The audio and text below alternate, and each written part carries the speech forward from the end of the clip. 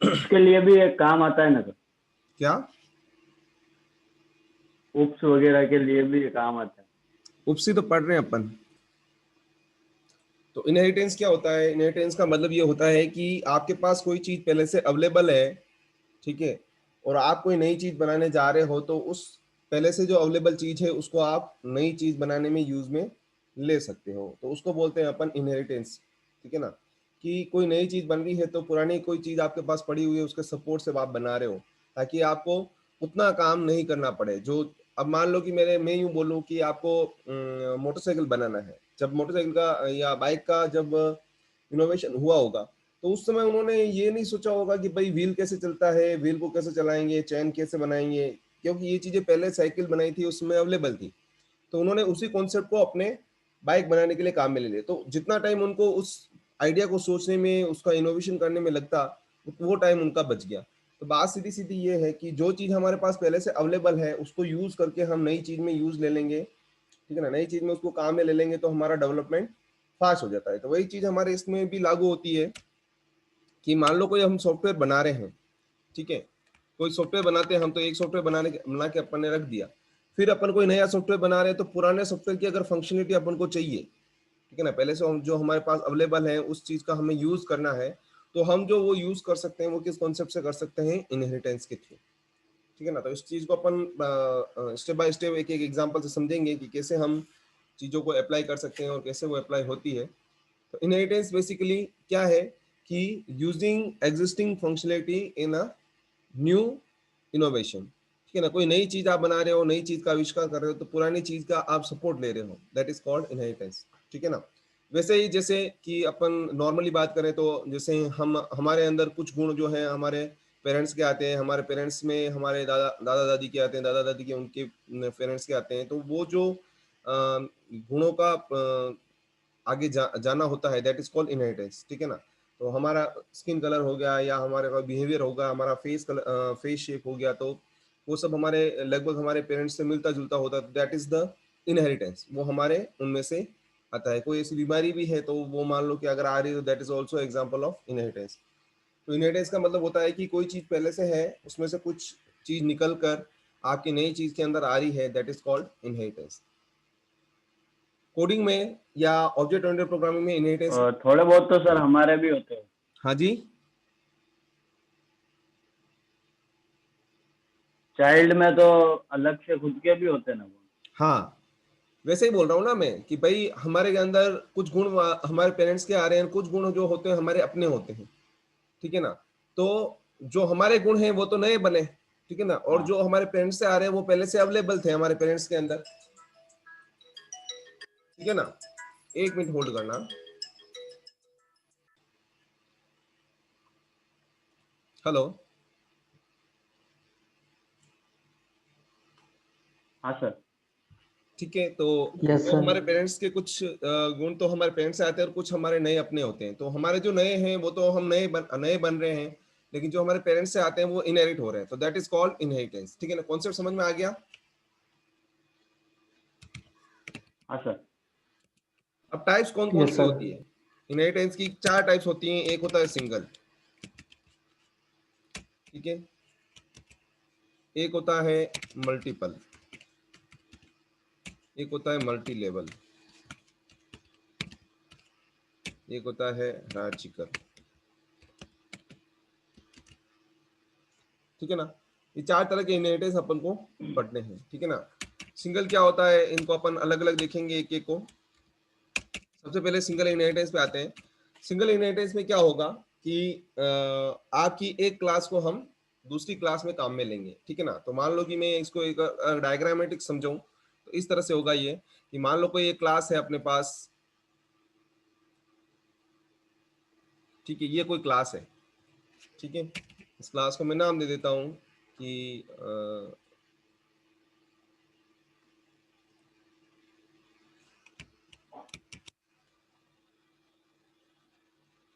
ठीक है, ये कोई क्लास है मेरे पास ए नाम से। Parent class. हाँ, वोट एवर जो अपन अब अभी बताएंगे पेरेंट क्या होती है, चाइल्ड क्या होता है। तो ये हमारी कोई एक क्लास है, मान लो भाई ये एक ही क्लास बनाएंगे अपन ने पूरे प्रोग्राम के अंदर, ए नाम से वो क्लास है। ठीक है ना?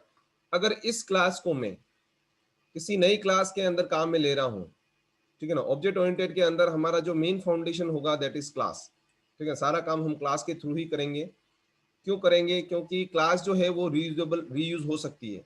बस फर्क यही है, अगर आपको पूछे कि भाई सी प्रोग्रामिंग और सी प्लस प्लस प्रोग्रामिंग में फर्क क्या है, तो जो कॉन्सेप्ट अपन पढ़ रहे हैं ऑब्जेक्ट ओरिएंटेड प्रोग्रामिंग के, inheritance, polymorphism, data binding, abstraction इन और एनकैप्सुलेशन, तो ये जो 5 कॉन्सेप्ट हम पढ़ रहे हैं that is only difference between C and C plus plus programming. उसमें से एक इनहेरिटेंस है। तो इनहेरिटेंस कैसे अलग है कि क्लास का काम अपन सी प्रोग्रामिंग में स्ट्रक्चर से कर रहे थे, क्योंकि उसमें भी हम स्ट्रक्चर बना रहे थे, ऑब्जेक्ट बना रहे थे, उससे हम फंक्शन कॉल करा रहे थे, डेटा इनपुट कर रहे थे, आउटपुट कर रहे थे, सब कुछ कर रहे थे। लेकिन फर्क कहाँ आएगा? फर्क क्या आएगा कि हम सी प्रोग्रामिंग में इनहेरिटेंस अप्लाई नहीं कर सकते, because structure does not support inheritance. Support कौन करती है? क्लास करती है। इसीलिए हम इनहेरिटेंस के लिए क्लास का समझना जरूरी होता है। तो अगर मैं किसी एक क्लास जो हमारी हमने पहले से ए नाम से क्लास बना रखी है, उसको मैं किसी नई क्लास के अंदर काम में ले रहा हूं, फॉर एग्जांपल मैंने उसको काम में लिया बी में, ठीक है ना, मैंने उसको काम में लिया बी में, ठीक है ना। ए नाम से कोई क्लास थी जिसको मैंने काम में ले लिया बी में। अगर मैं इसकी फंक्शनलिटी इस क्लास के अंदर काम में ले रहा हूं, तो दैट इज कॉल्ड इनहेरिटेंस, उसको हम बोलेंगे इनहेरिटेंस। और दूसरी बात, क्योंकि हम एक ही क्लास को इनहेरिट कर रहे हैं, समझना, तो जो क्लास इनहेरिट होती है उसको हम पेरेंट पब्लिक बेस, ठीक है ना। अब इसको अपन ज्यादातर जो टर्म यूज करेंगे वो बेस और डिराइव क्लास यूज करेंगे, इसीलिए इसको बोला जाता है बेस क्लास, ठीक है ना। और सप्लीमेंट्री इसको आप बोल सकते हो पेरेंट क्लास, ठीक है ना। और जिस क्लास के अंदर उसकी फंक्शनलिटी जा रही that is called derived class, derived, ठीक है ना, डिराइव्ड क्लास या डिराइव क्लास। और ये इसको अगर इस तरह से बोलोगे तो चाइल्ड क्लास,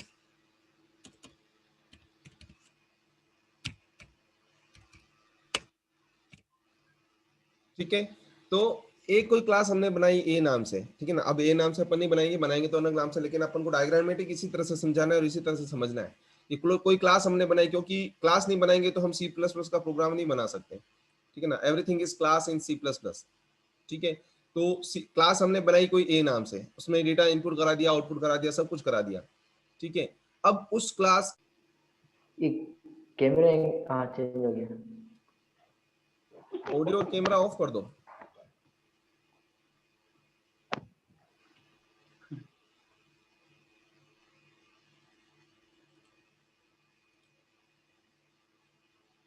हेलो,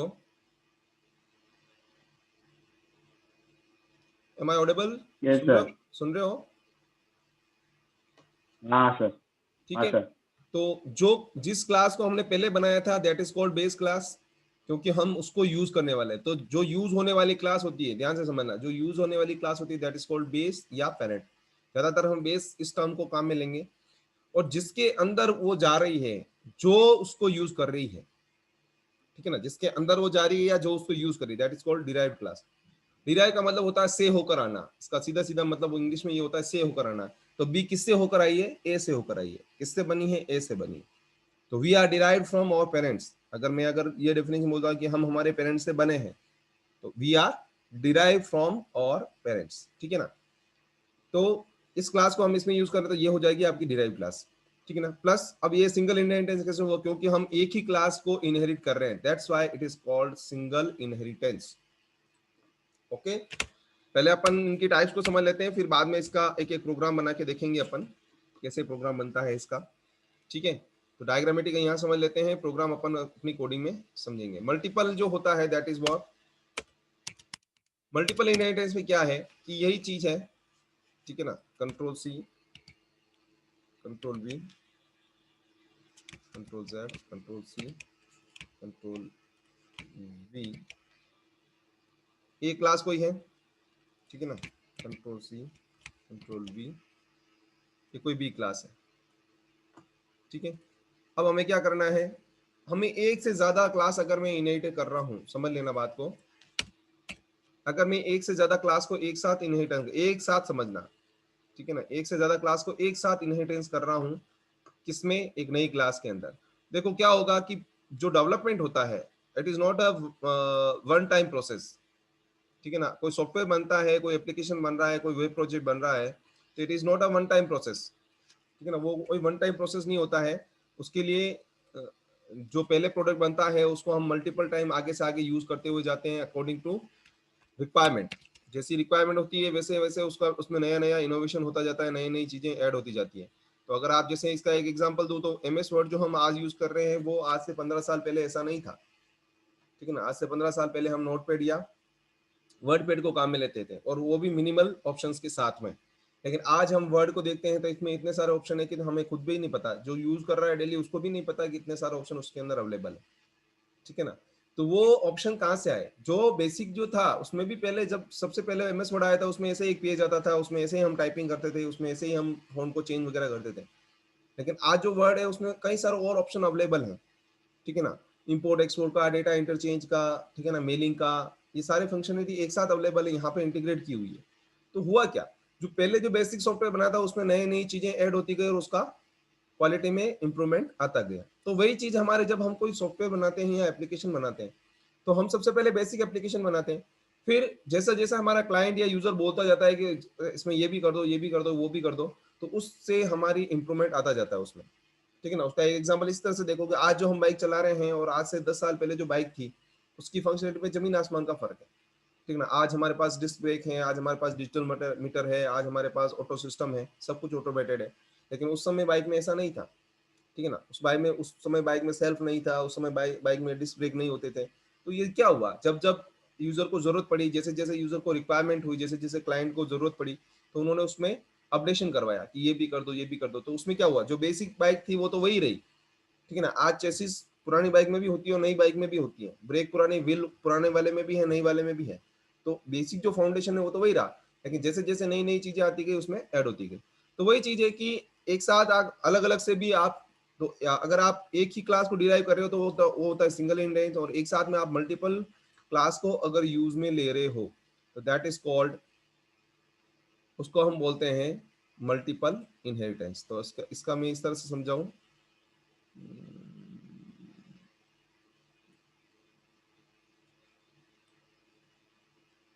ठीक है, थोड़ा डायग्राम में थोड़ा ऐसे ही आएगा, ठीक है। और बी,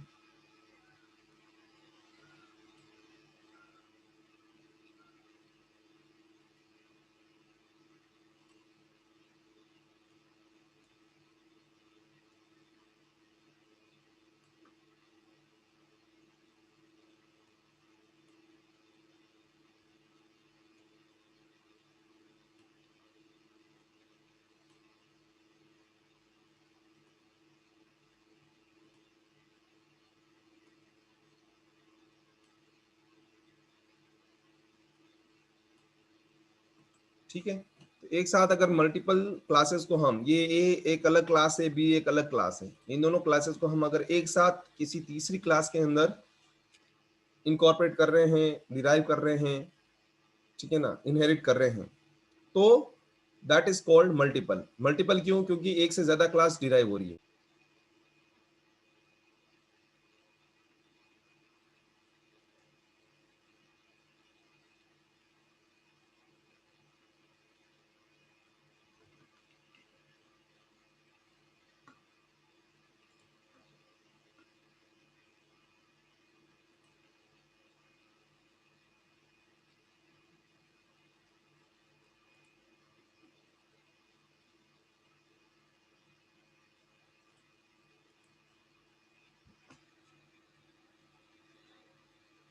हेलो,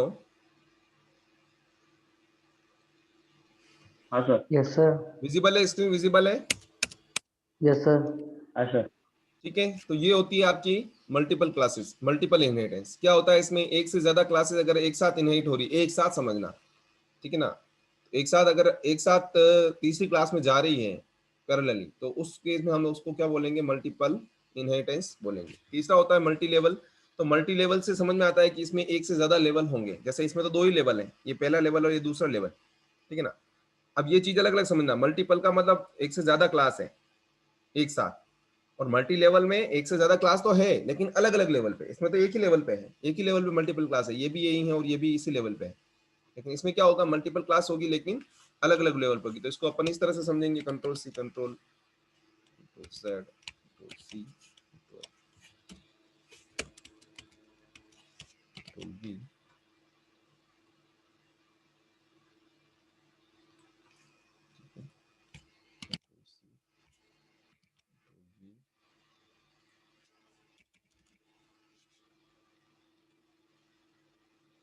ठीक है, ये B class, control C control V, ये सी क्लास। एक से ज्यादा लेवल पर अगर क्लासेस हैं, ठीक है, ये पहला लेवल, ये दूसरा, ये तीसरे लेवल, तो इसको अपन बोलेंगे मल्टी लेवल इनहेरिटेंस।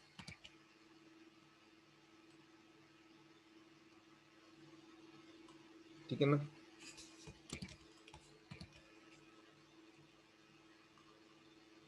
तो ए को इनहेरिट कर रहे हैं बी में और फिर बी को सी में कर रहे हैं। हम ए को डायरेक्ट इनहेरिट नहीं कर रहे हैं सी में, ए को पहले बी में ले रहे हैं, बी को फिर सी में ले रहे हैं, ठीक है ना।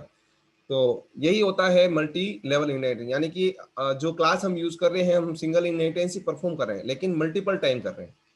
सिंगल इनहेरिटेंस को मल्टीपल टाइम अगर इनहेरिट करोगे, मल्टीपल टाइम परफॉर्म करोगे एक ही प्रोग्राम के अंदर, that is called multi level inheritance. एक से ज्यादा लेवल है इसीलिए इसको मल्टी लेवल इनहेरिटेंस बोलेंगे। काम वही कर रहा है जो मल्टीपल कर रहा है लेकिन उसका तरीका चेंज है, ठीक है ना।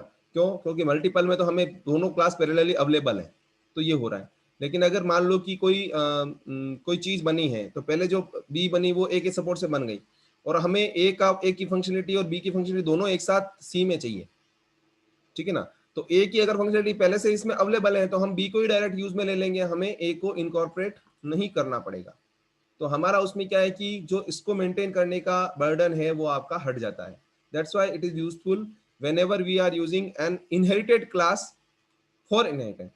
तो बी पहले से इनहेरिट है, बी में पहले से हमने ए को इनहेरिट कर लिया है, तो बी पहले से इनहेरिटेड है और इसको हम वापस इनहेरिट कर रहे हैं सी में। So that is called multi level inheritance. तो इसको अपन बोलेंगे बेस 1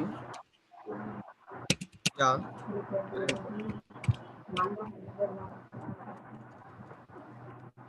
ऑडियो ऑफ कर दो।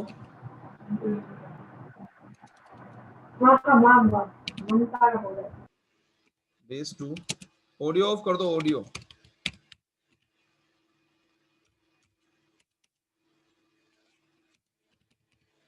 Right,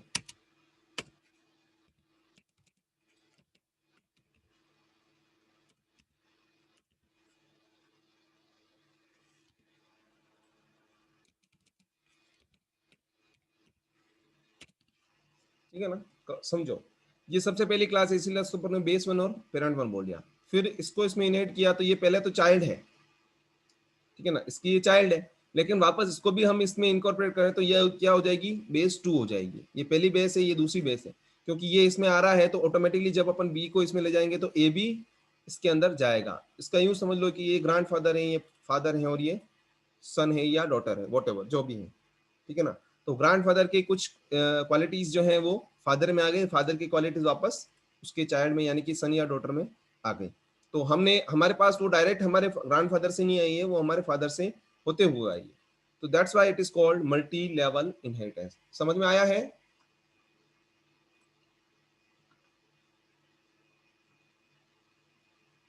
yes sir. Now yes hierarchical sir. Inheritance.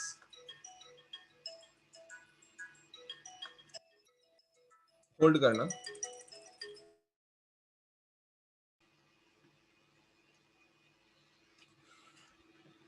Okay, तो हायरार्चिकल इनहेरिटेंस में क्या होगा, जिसमें सिंगल, मल्टीपल और मल्टी लेवल तीनों का मिक्स हो सकता है। यानी कि दो दो क्लास है एक साथ इनमें इनहेरिट हो गई, उसको वापस हमने आगे और इनहेरिट कर दिया, ठीक है ना। या एक क्लास है जो दो में इनहेरिट हो रही है और उसको आगे आगे जाके हम सिंगल क्लास में इनहेरिट कर रहे हैं। तो इसको अपन इस तरह से समझेंगे,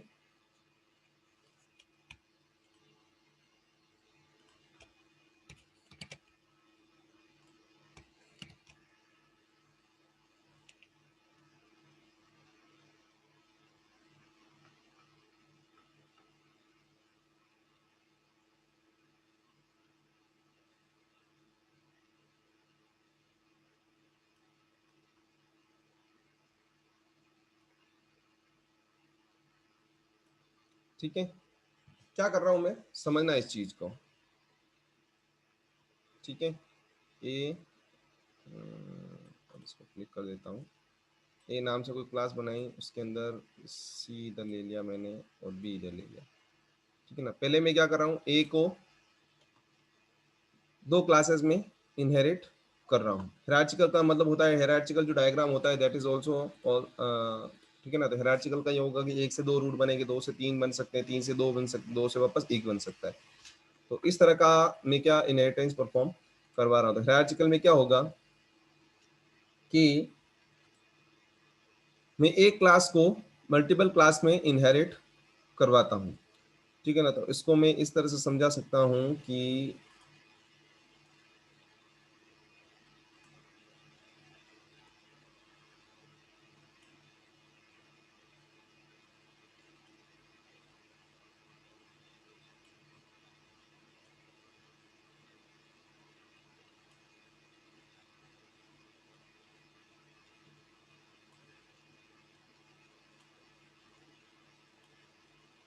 ठीक है ना, ये क्लास हो गई।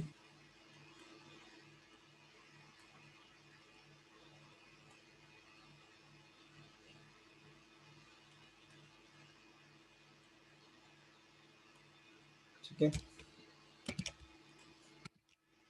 ये दूसरी क्लास हो गई।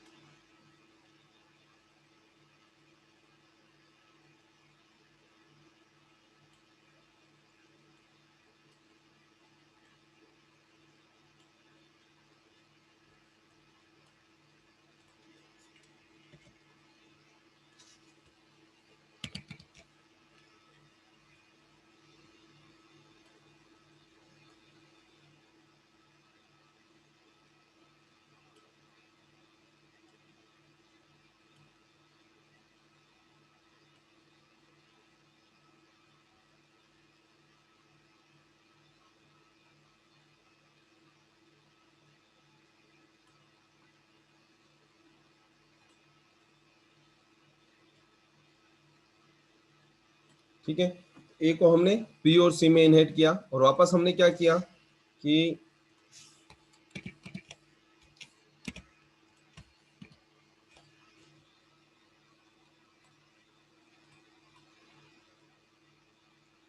बी और सी को डी में इनहेरिट कर लिया। ठीक है ना, तो इसको वापस मैं यूं बता देता हूं कि कंट्रोल सी कंट्रोल वी। ठीक है, इसको मैं इस तरह से बता देता हूं। ठीक है, डी में इनहेरिट हो रही है, ये वापस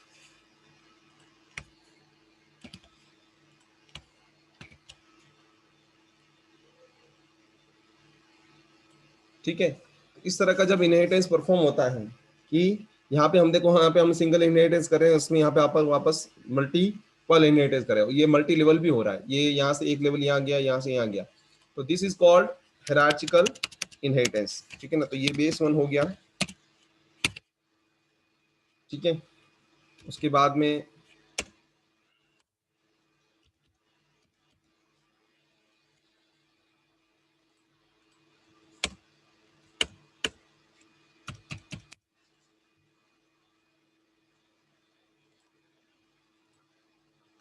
ठीक है, ये बेस टू हो जाएगा। यहाँ पर तो अपन को इसको इस तरह से समझा देते हैं कि सर्च में गया मैं और टेक्स्ट बॉक्स ले लिया, blank, base two classes, base classes two, ये बेस क्लास हो गई। ठीक है, ये बेस फर्स्ट हो गया। ठीक है, और ये बेस क्लासेस टू और चाइल्ड भी होंगी। ठीक है, ये वापस किसी और के लिए इनहेरिट हो रही है, तो इसको अपन इस तरह से देंगे कि भाई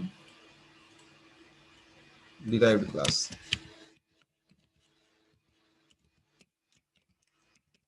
ठीक है, इस तरह से हम क्या कर सकते हैं कि हम इस तरह से समझ सकते हैं कि ये हमारा इनहेरिटेंस होता है।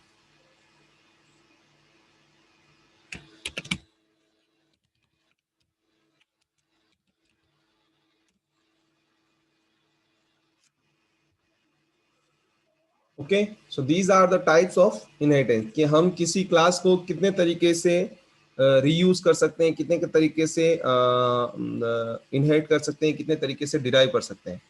तो these are the 4 type of inheritance, ठीक है ना, सिंगल, मल्टीपल, मल्टी लेवल और हायरार्चिकल। समझ में आया है? हाँ सर। हेलो।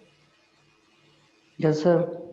ठीक है, तो आज की क्लास अपन यही एंड कर रहे हैं। कल से अपन इसकी कोडिंग शुरू करेंगे कि भाई सिंगल लेवल, सिंगल क्या होता है, मल्टीपल में कैसे करते हैं, मल्टी लेवल कैसे करते हैं, हायरार्चिकल कैसे करते हैं। ठीक है, ओके सर। ठीक है। सर ये वीडियो भी अपलोड करोगे सर? हाँ, ये भी अपलोड करूंगा मैं। Okay sir. ठीक है, एंड करें क्लास।